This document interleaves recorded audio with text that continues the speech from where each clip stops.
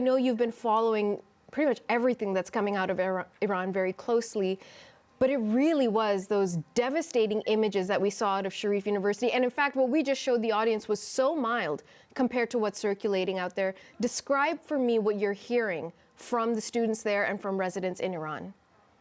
First, I want to set the stage for those who are listening to this story. Sharif University is like the Harvard or MIT of Iran. It's the finest, the brightest, the most accomplished of students. And imagine a government going in there, besieging the university, not allowing any students to escape or to exit the university via the dorms or the campus itself. Then starting to shoot indiscriminately at peaceful protesters. They were called there because there were peaceful protests going on. The children were, I should say students, were marching and singing their slogans.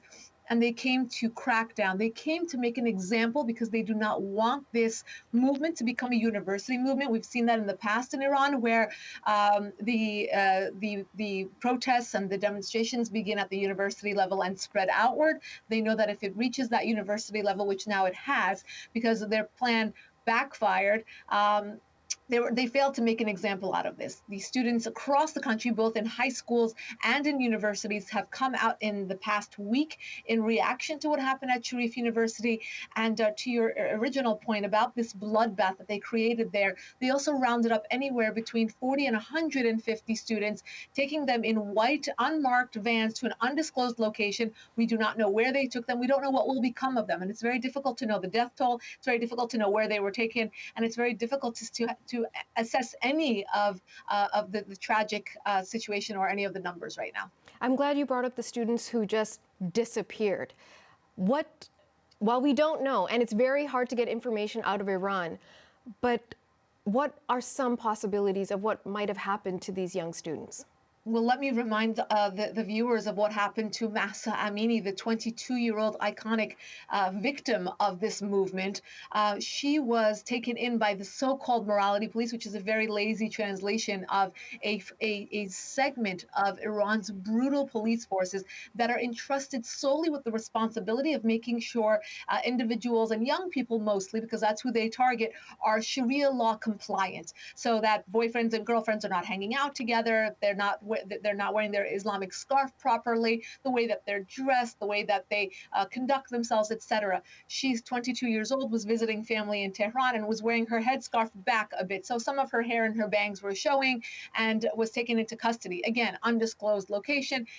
Unaware, her family unaware of what will happen to her. She was beaten so badly she slipped into a coma and then died. So she became the face of this. She became the fuel. She became the proverbial straw that breaks the camel's back, where the people can't take it anymore, because there have been so many of these untold stories. There have been so many Mahsa Aminis, and now she's the hashtag. She's the face of this movement, and the Iranian young people are saying enough is enough.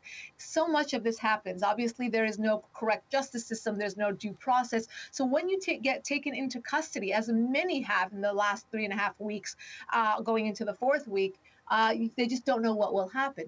So there are pictures of individuals going viral. For example, 2 ladies having breakfast at a cafe without their headscarves. It is allegedly they've been targeted and arrested. They have gone after them to detain them because of that picture. They have gone after soccer players and celebrities and influencers and musicians.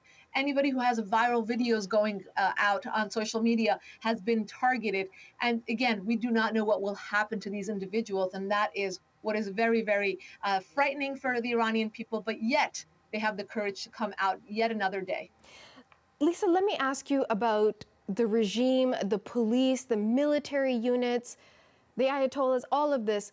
How much of this, based on your analysis, is based on actual religious doctrine and faith and belief, and how much of it is about control and money and suppression? Right, and it's probably, one of the most important questions, because when this government came into power in 1979, they came in as a theocratic oppressor. They wanted to take advantage of religion. They wanted to take advantage of the name of Sharia law because it was the infallible. You cannot question Islamic law the way that they interpret Islamic law, exactly as you said.